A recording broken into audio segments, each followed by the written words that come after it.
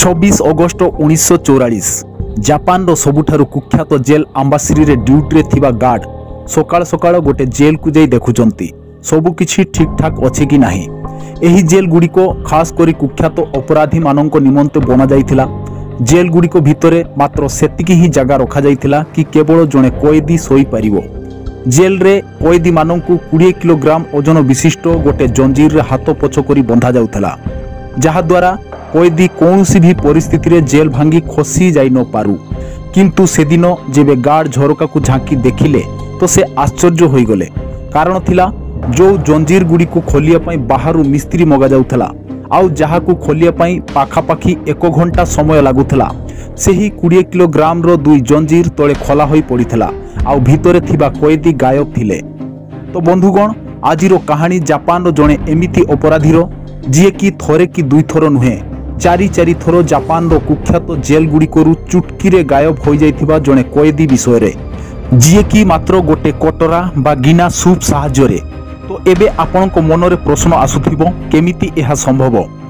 କାହାଣୀର ରହସ୍ୟ ଜାଣିବା ପାଇଁ ଭିଡ଼ିଓକୁ ଶେଷ ପର୍ଯ୍ୟନ୍ତ ଦେଖନ୍ତୁ ଆଉ ଚ୍ୟାନେଲକୁ ସବସ୍କ୍ରାଇବ୍ କରି ପାଖରେ ଥିବା ବେଲ୍ ଆଇକନ୍କୁ ପ୍ରେସ୍ କରିଦିଅନ୍ତୁ, ଯାହାଫଳରେ ଏମିତି କାହାଣୀଗୁଡ଼ିକ ଆପଣ ଏହି ଚ୍ୟାନେଲରେ ଦେଖିପାରିବେ।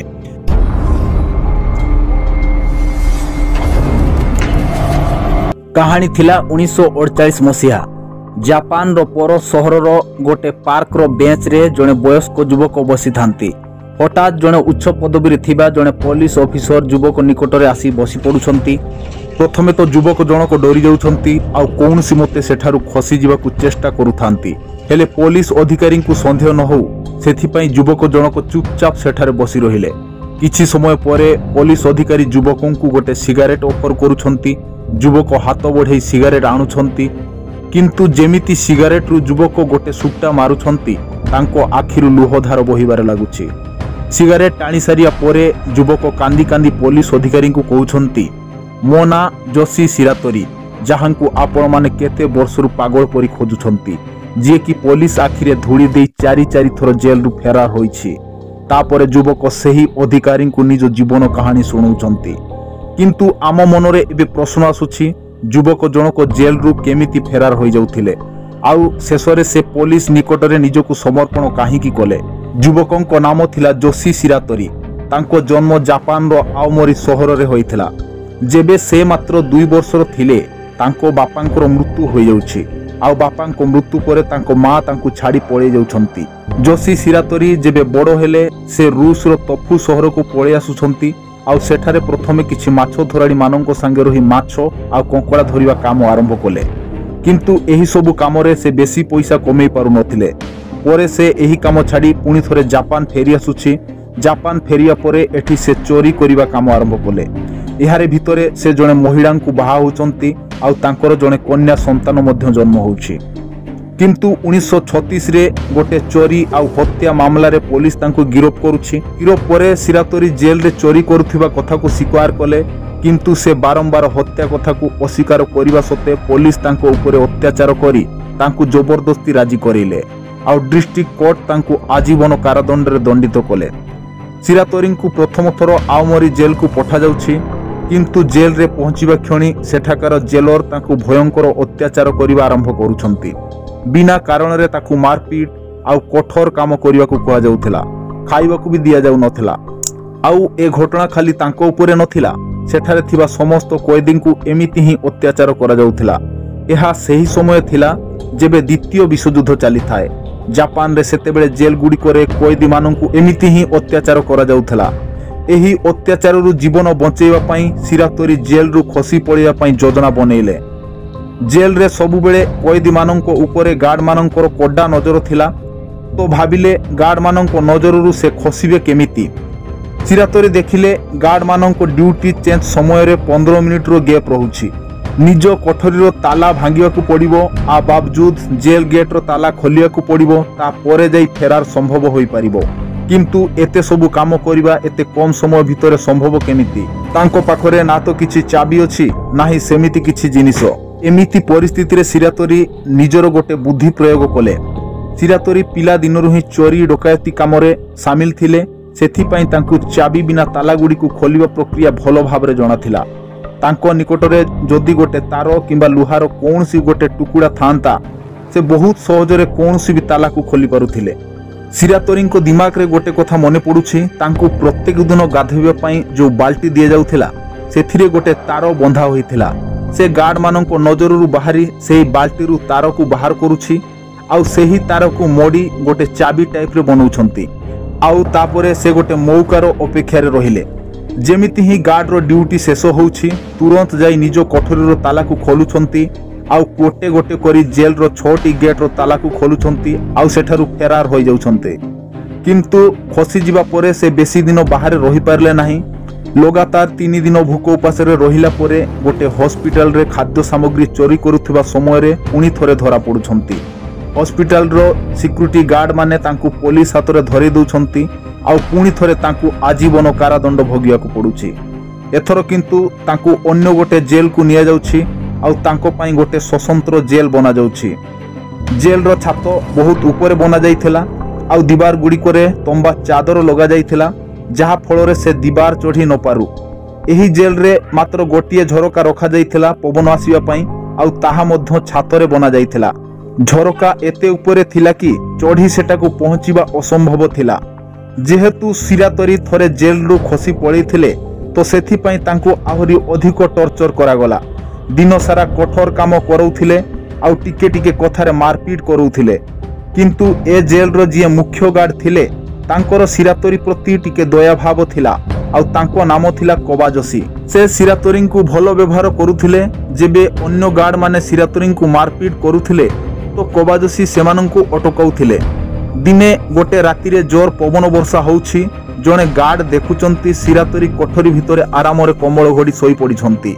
गार्ड जनको तांकु दुर्व्यवहार करिबा चक्कर रे कोठरीर ताला खोली भितर को पसुछंती आउ घड़ी होइथिबा कमल को टाणी दउछंती। किंतु आश्चर्य, कमल तले केही भी नथिले, मात्र गोटे तकिया पड़िथिला। चारिआड को नजर बुलेइले किंतु सिरातोरी कोउठी भी नजर आसिले नाही। जो हातकड़ी रे तांखु बंधा होइथिला ताहा तळे खोला होई पड़िथाए। जेल गार्ड बुझी पारुछंती सिरातोरी पुणी थरे खसी पड़ैछंती। ऊपर को चाहि देखिले छातर झरका भंगा होइथिला किंतु तांकु आश्चर्य लागुथिला एते चिकण दीवार रे सिरातोरी छात पर्यंत पहुंचिले केमिति। सिरातोरी को कहिबा मुताबिक पिला दिनरु ही से जेबे चोरी करुथिले तांको पाखरे अजब प्रकार टैलेंट सबु थिला। सेमिति ही गोटे टैलेंट जेमिति भी चिकण दीवार होउना काहेकि से ता ऊपर चढ़ी पारुथिले। सिरातोरी को जेबे सेही जेल रे रखा जाइथिला तांको नजर सेही छातर झरका ऊपर पड़िला जहा कि काठरे बना जाइथिला। प्रतिदिन राति रे जेबे गार्ड माने सोई पड़ंती सिरातोरी हातकड़ी खोली दीवार रे चढ़ुथिले आउ सेही झरका को जोर जोर रे हलौथिले। एमिति किछि दिनर प्रयास परे धीरे धीरे सेही काठर झरका ढिला हेबारे लागिला आउ से सेठारु खसिया पई सेही बरसा राति को बाछिथिले जहा द्वारा झरका खोलिबा समय रे गार्ड माननकु कोनोसी भी शब्द सुना न जाऊ। सिरातोरी खसी जिबा परे पुलिस तांकु चारिआडे खोजाखोजी कला किंतु कोउठी भी तांकर सुराग पाइला नाही। सिरातोरी एमिति केते दिन पर्यंत गायब हेबारे सफल हेले। एमिति किछि दिन परे गोटे बरसा राति रे ओकिता जेल रो हेड गार्ड कोबाजोसी को घर कबाटरे किछि ठक ठक रो शब्द सुबिला। जेबे कोबाजोसी कबाट खोलिले देखिले तांको सामना रे सिरातोरी ठिया होइछंती जहांकु पुलिस पागल परी खोजुछि। तांको शरीर बहुत असुस्थ होई पड़िथिला। कोबाजोसी तांकु घर भितर को आसीबाकू कहउछंती आउ तांकु कपड़ा आउ किछि खाद्य दउछंती। खाद्य खाई सारिया परे सिरातोरी कहउथांती जेल रे तांको साथी रे बहुत दुर्व्यवहार अत्याचार करा जाउथिला सेथि पई से जेल रु खसी पड़ीथिले। एबे किंतु से सरेंडर करिवा को चाहुछंती किंतु जापान पुलिस निकटरे नुहे जस्टिस डिपार्टमेंट पाखरे कारण से तांकर प्रत्येक अत्याचार को खोली कहि परिबो। आउ एथिरे कोबाजोसी तांकु सहाय्य करिवा को आश्वासन दउछंती किंतु जेबे सिरातोरी बाथरूम जाइथांती कोबाजोसी लुचि रही पुलिस को कॉल करूछंती। किछि समय भितरे पुलिस सेठारे पहुंची जाउछि आउ सिरातोरी को पुणी थरे गिरफ करूछि। किंतु सिरातोरी को मनरे गोटे दुख रहिला से जहाकू एते विश्वास कले से ही तांकु विश्वासघात कला। सिरातोरी को पुणी थरे कोर्ट रे हाजर करा गला। से बारंबार टोकियो जेल को ट्रांसफर करने को निवेदन कले किंतु तांको कथा को केही भी सुनिले नाही। उल्टा बदल रे तांकु जापान रो सबुठारु खतरनाक जेल अम्बासरी प्रिजन जेल को पठा जाउछि। जापान रो अम्बासरी जेल रे कुख्यात अपराधी माननकु रखा जाउथिला। एही जेल कोनसी नरक ठारु कम नथिला। एही जेल रे कैदी खसी जिबा तो दूरर कथा एठारु निश्वास मारिबा भी कष्टदायक थिला। एही जेल रु जदि कैदी केबे भी फेरार हेबा पई चेष्टा भी करुथिला तो तांकु तुरंत ही गुड़ी मारी हत्या करा जाउथिला। जेल रो चारि पाखरे विशाल बाउंड्री बना जाइथिला। ता बावजूद बाउंड्री बाहर केते किलोमीटर पर्यंत घंच जंगल आ बरफ द्वारा ढाकी होई रहिथिला। हिंस्र जीवजंतु एही जंगल रे भरपूर बास करुथिले।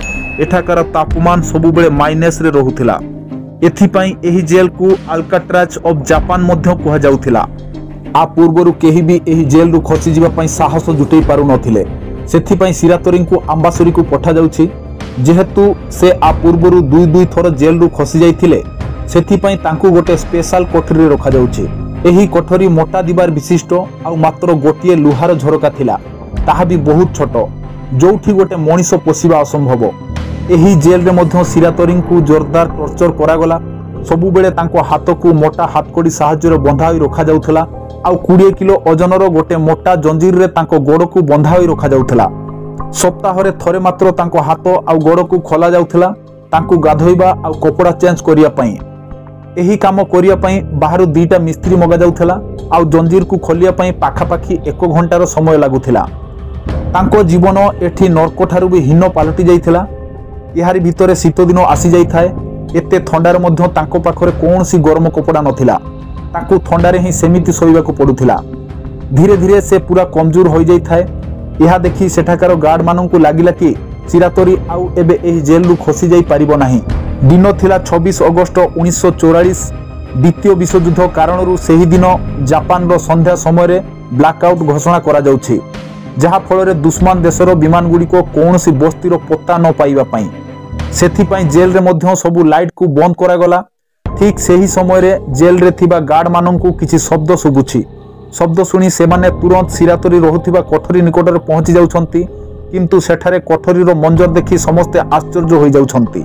सेमाने देखुचंती कोठरी भितरे 20 किलो ओजनर लुहा जंजीर खोला होई तळे पड़ी थाए।